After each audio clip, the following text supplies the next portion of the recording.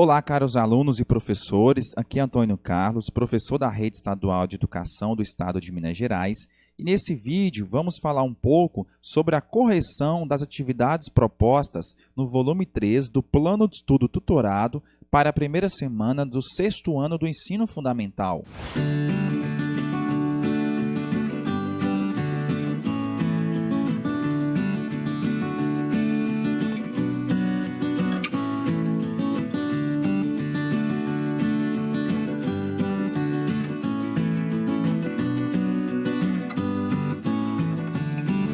Pessoal, se inscreva no meu canal, ativa também o sininho da notificação, deixe sua curtida e também o seu comentário com a sua dúvida se você tiver. Isso ajuda muito no crescimento do canal e também me dá motivação para continuar criando mais conteúdos e materiais como esse para vocês. Depois de você ter lido o conteúdo e respondido às atividades propostas no plano de estudo tutorado, ter assistido a aula no programa Se Liga na Educação e também ter visto meus vídeos sobre esse assunto, é hora então de você realizar a correção de suas respostas. Para essas respostas, eu estou utilizando o gabarito feito pela professora Rosimeire. Então vamos lá. O tema desta aula é os componentes físicos e a transformação da paisagem. A atividade número 1 pedia para você observar duas imagens e responder as questões seguintes. A primeira imagem era sobre Copacabana, no Rio de Janeiro, e a segunda, Toronto, no Canadá. Vamos à resposta da letra A. Compare as principais características climáticas dos lugares retratados na imagem acima e liste no seu caderno as diferenças entre elas. A resposta ficaria o seguinte: o clima de Copacabana, Rio de Janeiro, é um clima tropical litorâneo. Clima quente, com chuvas bem distribuídas ao longo do ano. O verão possui temperaturas elevadas, podendo chegar a 40 graus Celsius. O clima de Toronto, no Canadá, é subpolar, com temperaturas abaixo de zero no inverno e no verão chegam a 10 graus Celsius.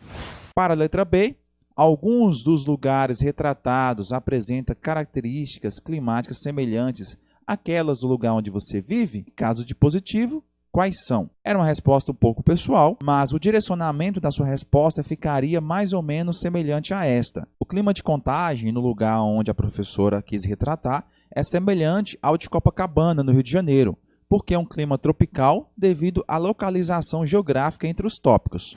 Para a letra C, na sua opinião, por que há diferentes tipos de climas na Terra? É uma resposta pessoal também, e você vai explicar por que existem tipos de climas diferentes na superfície terrestre. Você, aluno, poderia explicar que os diferentes tipos climáticos são influenciados pela esfericidade da Terra, pelo movimento de translação, pela inclinação do seu eixo e também pela combinação entre os elementos e fatores climáticos. Para a questão 2, um mapa mundi com as altitudes do relevo para você observar e responder às questões seguintes. Na letra A, pede-se: observe a legenda do mapa e, em seu caderno, indique os intervalos de altitudes em que cada uma das cores representa. A resposta ficaria você reproduzindo a legenda na letra A, uma vez que você vai explicitar, através da reprodução da legenda, os intervalos de altitudes entre cada uma das formas de relevo representadas.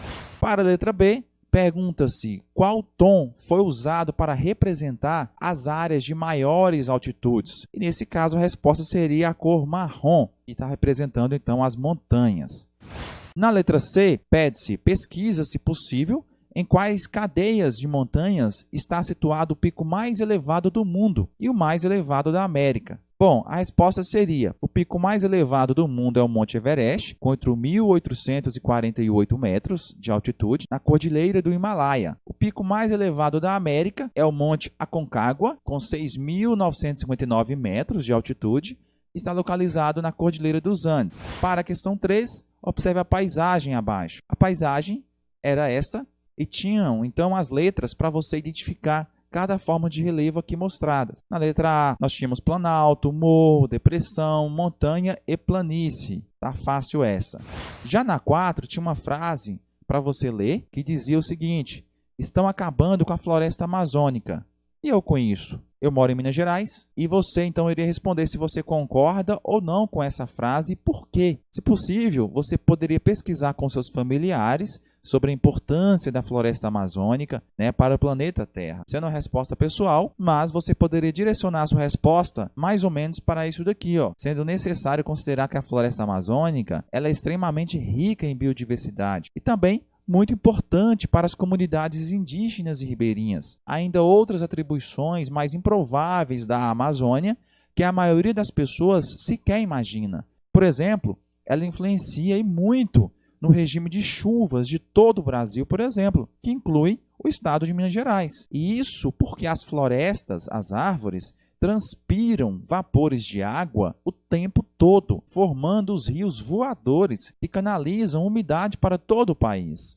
Por fim, a questão 5 pedi para você observar uma ilustração e responder no seu caderno. A ilustração dizia respeito à água doce e salgada no mundo, né? A quantidade, a proporção, a distribuição e a localização dessas superfícies aquáticas. E na letra A pedia-se qual o percentual de água salgada e de água doce no planeta Terra. O percentual de água doce é de 3,5%, de acordo com o que se mostra aqui no próprio gráfico.